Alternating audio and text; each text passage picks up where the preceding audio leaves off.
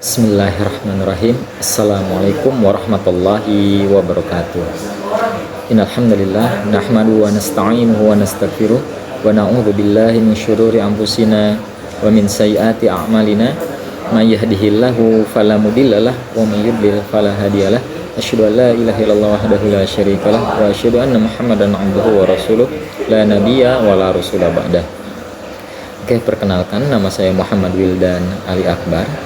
Saya sebagai guru PAI, hari ini saya akan mengajarkan kelas 11 bab ke-8 tentang adab menggunakan media sosial. Adapun tujuannya adalah pertama, memahami cara menggunakan media sosial secara bijak sesuai dengan dalil Al-Quran maupun As-Sunnah tentang tabayun, menjaga lisan, dan juga larangan ghibah. Yang kedua adalah untuk mengetahui dampak positif dan juga negatif dari media sosial. Yang ketiga, menunjukkan sikap kritis dan selektif terhadap informasi. Dan yang keempat, membuat flyer dakwah dan membangun refleksi diri setelah menggunakan media sosial. Adapun realitanya di media sosial, yang pertama adalah bahwa pengaruh signifikan media sosial ini pada remaja sangat tinggi, mempengaruhi kehidupan sehari-hari dalam dunia nyata mereka. Kedua, media sosial menjadi tempat penyebaran berita hoax yang sangat cepat, begitu juga dengan bullying ataupun ujaran-ujaran kebencian yang banyak diikuti oleh orang-orang. Yang ketiga, kegiatan remaja di dunia maya ini aktivitasnya hampir setiap hari dan sangat panjang sekali. Kemudian adapun dampak positif dari media sosial, tentunya karena memang pada dasarnya media sosial ini merupakan hal yang mubah, alat komunikasi digital, bahkan AI itu adalah yang mubah, tentu ada dampak positifnya. Yang pertama adalah meningkatkan akses informasi dan juga pengetahuan.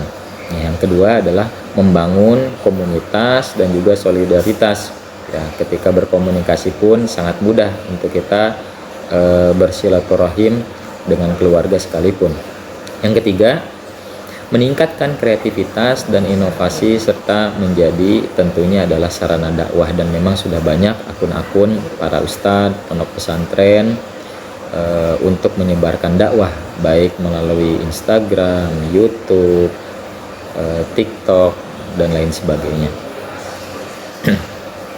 Namun tentu saja ada dampak negatif dari media sosial. Pertama adalah ketergantungan terhadap perangkat elektronik tersebut, ya, terutama handphone yang memang mudah digenggam dan mudah dibawa kemana-mana.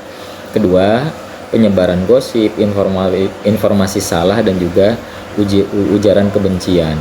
Dan kadang orang hanya sekedar ikut-ikutan tanpa tahu permasalahan apa sebetulnya, ikut-ikutan mencaci ketika memang ada yang menyebarkan berita-berita tentang kejelekan orang, padahal tentunya harusnya perlu tabayun, cross check, barangkali ternyata itu hanya gosip ataupun hoax. Dan kalau memang itu kebenaran, tentu saja seharusnya kan tidak dibenarkan untuk melakukan itu semua.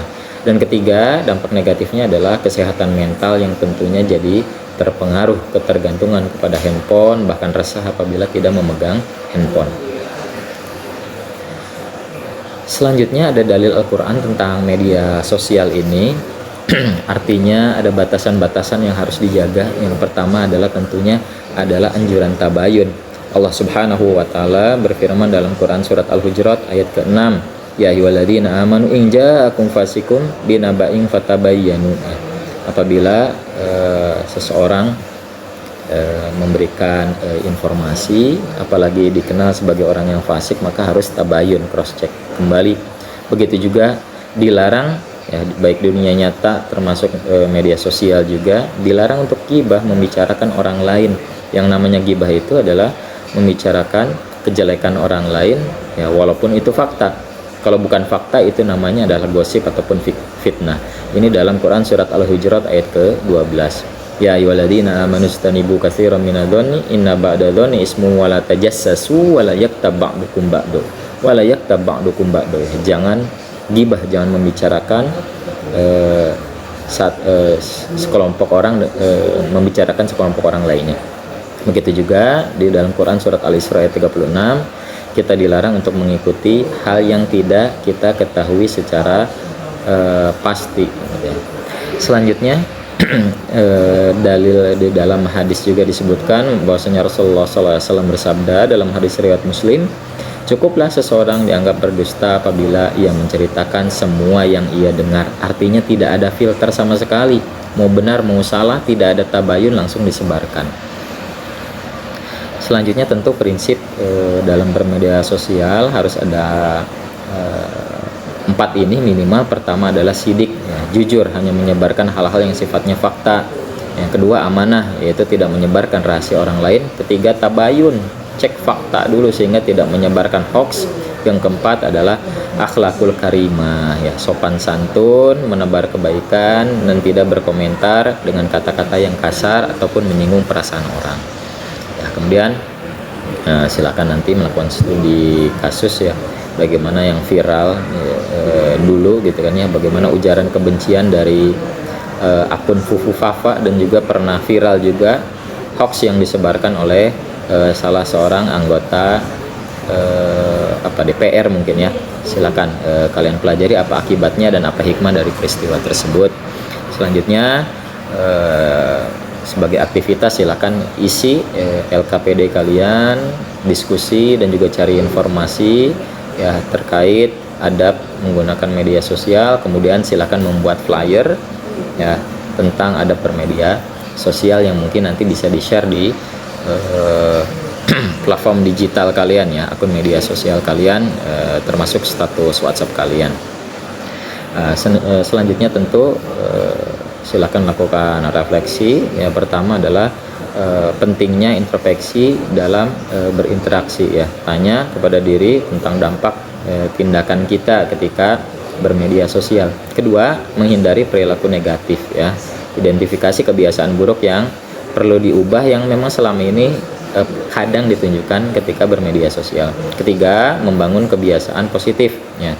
Terapkan perilaku baik dalam penggunaan media sosial, ya, sejak sekarang dan tidak perlu ditunda-tunda, ya. Ya, akhir kalam mungkin itu yang bisa saya sampaikan. Kurang lebihnya mohon maaf. Assalamualaikum warahmatullahi wabarakatuh.